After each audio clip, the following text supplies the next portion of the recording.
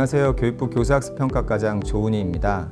지난 3월 27일 날 안내된 원격 수업 운영 기준안과 다른 점에 대해서 말씀을 드리겠습니다. 기존의 원격 수업 운영 기준은 포괄적으로 원격 수업의 개념과 유형을 포함해서 포괄적인 가이드라인을 마련해 드린 겁니다. 근데 이번 가이드라인의 경우는 온라인 계약을 3월 31일 날 발표한 이후에 학교 현장에서 궁금해하실 출결 관리, 그리고 학생 평가, 학생부 기록 등에 관한 사항을 모아서 구체적인 지침을 만들어서 중장기적으로 코로나19 상황이 장기화에 대비하기 위한 전국 공통의 기준을 만들기 위해서 학교에 안내하게 되었습니다.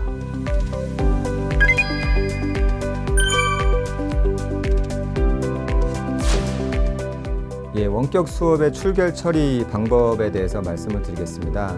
당일 차시별로 출결 처리를 하는 게 원칙입니다. 대면 수업과는 달리 원격 수업에서는 교과 교사가 실시간 또는 사후 증빙 자료를 활용해서 학생이 출석 또는 결석을 했는지를 확인을 하게 되고요. 담임 교사의 경우에는 이것을 종합해서 일주일 단위로 출결 처리를 하게 됩니다.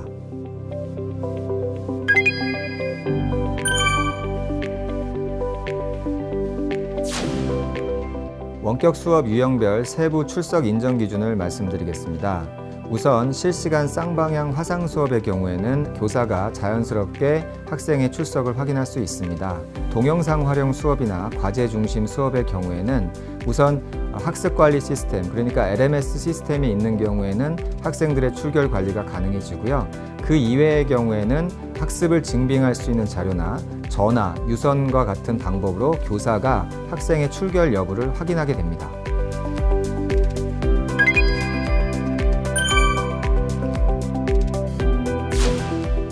원격 수업에서 평가가 어떻게 이루어지는지 말씀드리겠습니다. 원격 수업의 경우에도 평가의 공정성을 확보하기 위해서 등교 수업 이후에 지필평가를 실시하는 것이 원칙입니다.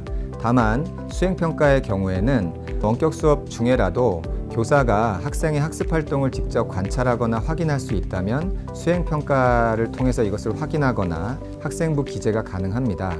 예를 들어서 실시간 쌍방향 수업에서 실시간 토의가 이루어졌거나 화상 발표를 한 경우가 이에 해당하고요. 다만 원격 수업 기간 중에 교사가 학생의 수행이나 활동 내용을 직접 관찰할 수 없는 경우가 있습니다. 이런 경우는 이후에 등교 수업과 연계해서 학생의 과제물을 참고 자료로 활용을 하고 이것이 학생의 수행 태도, 그 다음에 수행 역량, 학습의 참여도 등과 결합해서 수행 평가나 학생부 기재에 활용할 수가 있습니다.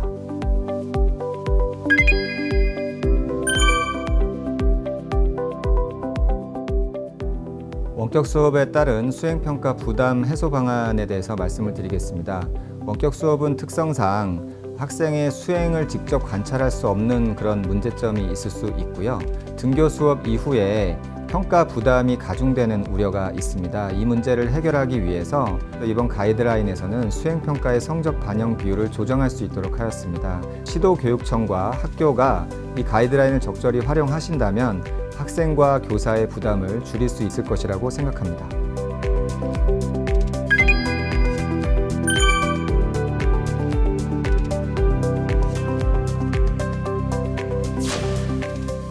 중등직업교육정책과장 김세봉입니다.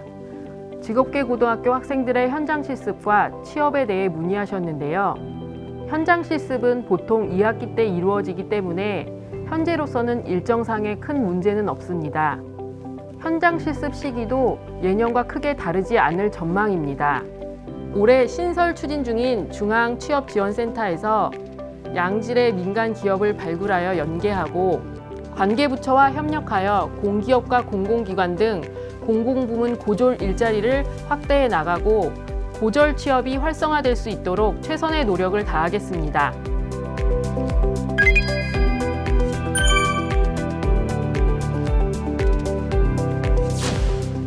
실습 수업이 많은 직업계 고등학교에 대한 대책을 문의하셨는데요. 실습이 많은 직업계고 학생들의 수업 결손을 최소화하기 위하여 기간 집중 이수제를 활용하여 교육과정을 편성 운영할 수 있습니다. 기간 집중 이수제란 학교가 일정 기간 동안 특정 과목을 집중적으로 편성하여 이수할 수 있도록 하는 제도입니다. 기간 집중 이수를 활용하여 온라인 계약 시기에 전공 교과의 이론 부분과 보통 교과 등 원격 수업이 가능한 부분을 우선적으로 실시하고 향후 등교가 가능해지면 실습 수업을 집중적으로 이수하게 됩니다.